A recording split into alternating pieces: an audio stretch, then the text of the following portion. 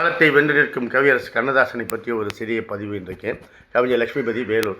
கவிஞர் கண்ணதாசன் அவர்களுடைய 4000 கவிதைகள், 5000க்கும் மேற்பட்ட திரை இசை பாடல்கள், கவிதைகள், நாடகங்கள், கருத்துக்கள், கட்டுரைகள், அவருடைய கடைசி பக்கம், இப்படி பல்வேறு சிந்தனைகளை நமக்கு அள்ளி கொடுத்த அமுத சுரபியாக, கவிதை அமுத சுரபியாக வாழ்ந்து கொண்டிருப்பவர் கவியரசு கண்ணதாசன்.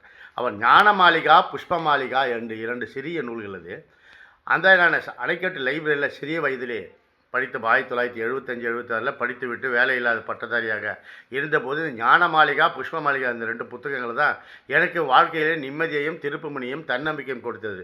அதில் குறிப்பாக அந்த புஷ்ப மாளிகா வடமொழியில் இருந்தாலும் புஷ்பங்களால் சூட்டப்பட்ட மாலை, கட்டப்பட்ட மாலை புஷ்ப மாளிகை, அது வடமொழி. ஞான மாளிகை, ஞானத்தை மலர்களாக்கி அதை கோத்த மாலை ஞான மாளிகை. 2ல ரொம்ப அற்புதமான எளிமையான தமிழ் அழகாக சொல்லியிருப்பார்.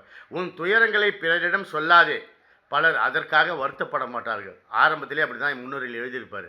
இது எவ்வளோ உண்மையான பழமொழியை பாருங்கள். நம்ம கஷ்டத்தை, கவலையை யார்கிட்டயா சொன்னால் காது கொடுக்கறதே இல்லைங்க. இந்த பக்கம் திரும்பிட்டு தானே போகிறாங்க. யாருமே வருத்தப்பட போகிறதில்லை. அதனால் சொல்லாதுன்றாரு. இனி பகைவர்கள் வேண்டாம், நண்பர்களை கொடு. இது நஞ்சு, இது அமுது என நான் கண்டுபிடிப்பதற்கு எனக்கு அறிவை கொடு என்று கேட்கிறார். இனி பகைவர்கள் வேண்டாம், நண்பர்களை கொடு.